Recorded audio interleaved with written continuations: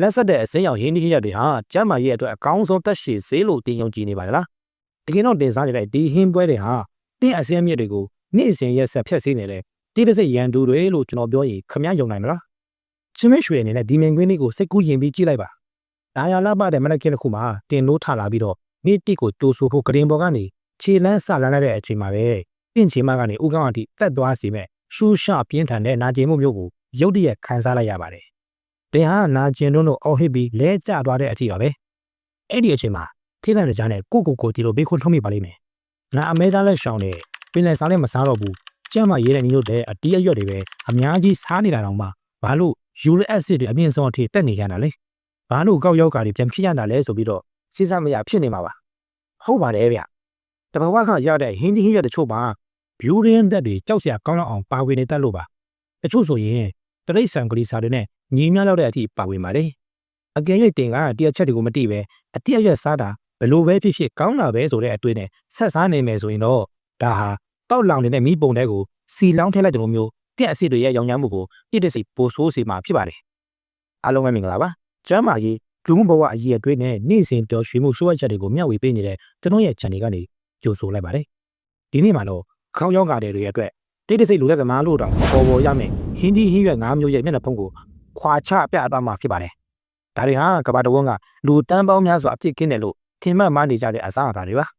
ဒါပေမဲ့ခဏဆောင်ပါဦးအားစားရမှမတိတော့တဲ့အထိစိုးရိမ်မသွားလိုက်ပါနဲ့ကျွန်တော်ကဒီအန်ဒီရရှိတဲ့ဟင်းရွက်တွေကိုဖြောပြပြီးတာနဲ့ယူတဲ့အက်ဆစ်ကိုအမြန်ဆုံးဖယ်ရှားပေးနိုင်မဲ့စူပါအစားအစာတွေကိုပါဖော်ပြပေးရမှာပါဒါကြောင့်တက်တောင့်တက်တာထိုင်ပြီးတော့တေချာအာယုံဆိုင်နားဟောင်းပေးပါပြီးတော့ဒီဗီဒီယိုလေးကိုလည်းအခုပဲ like ပေးထားဖို့မမေ့ပါနဲ့ဒါမှဒါလည်း YouTube ရဲ့စနစ်ကနေတစ်ဆင့်လူအများစုရဲ့အသက်ကိုကယ်တင်ပေးနိုင်မဲ့ဒီအသိပညာတွေကိုလူတွေစီပုံမရောက်ရှိအောင်ကူညီပေးနိုင်မှာဖြစ်ပါတယ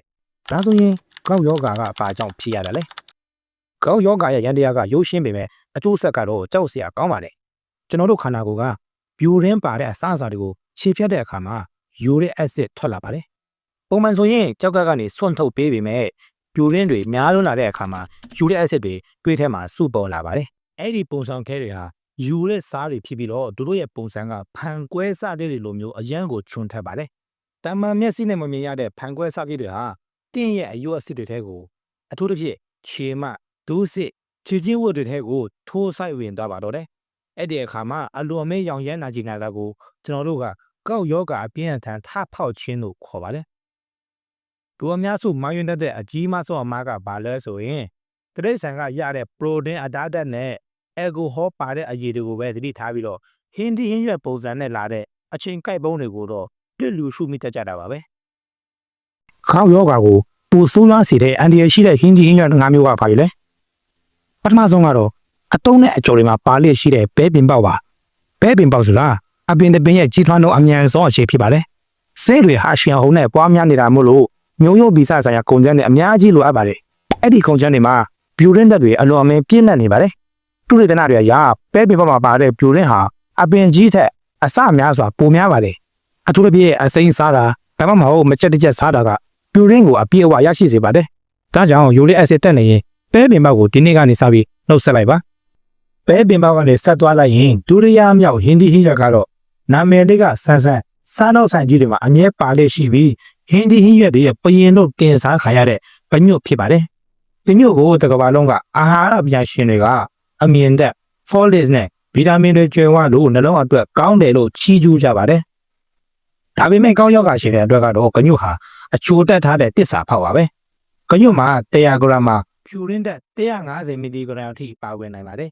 ဒါဟာအတားတချို့နဲ့တောင်တူနေတဲ့ပမာဏပါကညွတ်ရဲ့ဖြစ်စည်းမှုရန်တရားကခန္ဓာကိုယ်ထဲမှာယူရစ်အက်ဆစ်ထုတ်လုပ်မှုကိုပိုမြန်အောင်လှုံ့ဆော်ပေးပါတယ်ချင်းမရွှေနဲ့မြေအောင်ကြည့်ပါတင်ဟာကညွတ်กินလေးဒါမှမဟုတ်ကြက်တွန်ဖြူလေးနဲ့ကြော်ထားတဲ့ကညွတ်ကိုမြေရည်ရှက်ရည်စားတဲ့အချိန်မှာအရတာကိုခံစားနေရပေမဲ့နိုင်ရည်အနှဲငယ်ကြာပါတဲ့အတွေးထဲကယူရစ်အက်ဆစ်တွေဟာတိတ်တဆိတ်တက်လာပါတော့တယ်ယူရစ်ပုံဆောင်ခဲတွေကအယုအက်ဆစ်တွေမှာစုပုံလာပါတယ်ယောဂညင်ရတဲ့အချိန်မှာနည်းနည်းစားရင်တော့တိတာမှာမဟုတ်ပေမဲ့တင်းရဲ့ယူရစ်အက်ဆစ်အဆင့်ကအန်ဒီရရှိတဲ့အဆင့်ရောက်နေသူတွေအတွက်ကတော့ဒီကညွတ်တပကံဟာတင်းကိုနာကျင်မှုငရဲခံတဲ့တွန်းပို့လိုက်မဲ့နောက်ဆုံးလက်ကြံကောက်ရုပ်တမြင်လိုဖြစ်သွားနိုင်ပါတယ်နံပါတ်3မိုးမျိုးစုံမိုးဟာအပင်မဟုတ်ပဲအနွယ်ဖြစ်ပြီးတော့ကြီးထွားနှုန်းအလိုများပါတယ်ဒါကြောင့်သူ့မှာပြူရင်းပါဝင်မှုအဆင့်1နေရာမှာရှိနေတာပါ မိုးမှာပါတဲ့ချိုမွေးတဲ့အရာတာဟာတကယ်တော့နျူကလ িয় ထိုင်တွေစီကလာတာဖြစ်ပြီးခန္ဓာကိုယ်ထဲရောက်ရင်ယူတဲ့အဆစ်အဖြစ်ဓာတ်ရိုက်ပြောင်းလဲသွားပါတယ်တသက်လွတ်စားပေမဲ့ခေါင်းယောဂါဘာလို့ဖောက်တာလဲဆိုတဲ့အဖြေကဒီမှာဖြစ်ပါလေနံပါတ်၄ပန်းကော်ဖီအပွင့်ဖြူပါပန်းကော်ဖီအစိမ်းမှာပါတဲ့ပြိုရင်းကလက်ခံရတဲ့အဆင့်မှာရှိပေမဲ့ပန်းကော်ဖီအဖြူမှာတော့ပြိုရင်းပမာဏကတိတိတတ်ကိုများပါတယ်အထူးသဖြင့်အပွင့်ပိုင်းဟာကြီးထွားမှုဗဟိုချက်ဖြစ်လို့ပြိုရင်းတွေစုနေတာပါ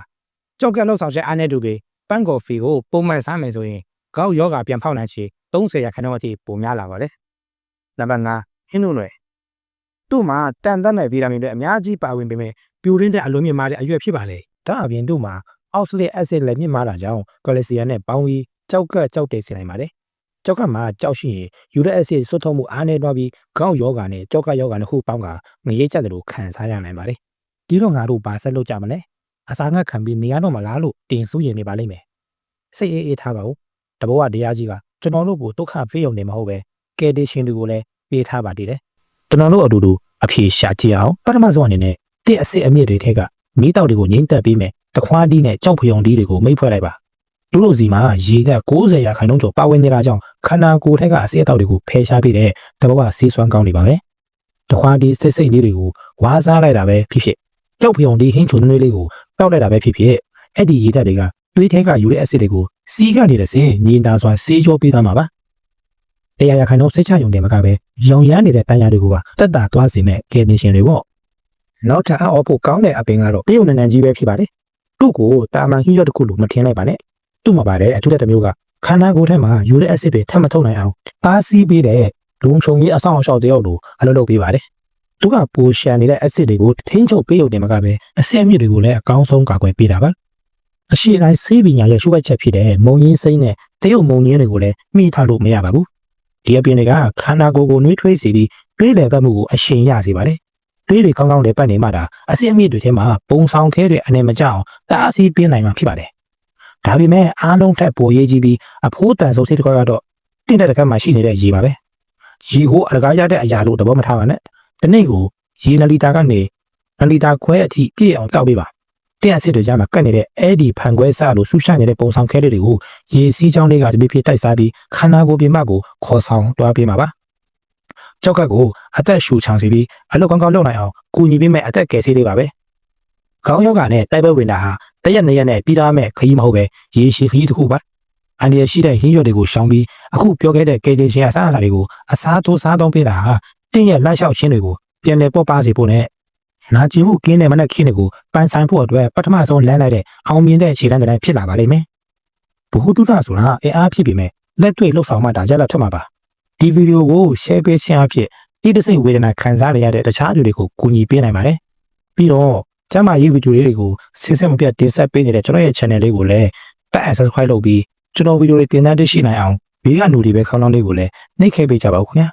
အားလုံးပဲကျမ်းမာကြံ့ခိုင်ပြီးပျော်ရွှင်တဲ့ဘဝကိုပိုင်ဆိုင်နိုင်ကြပါစေခင်ဗျာနောက်ဗီဒီယိုတွေမှာကျွန်တော်တို့ပြန်ဆုံကြပါခင်ဗျာ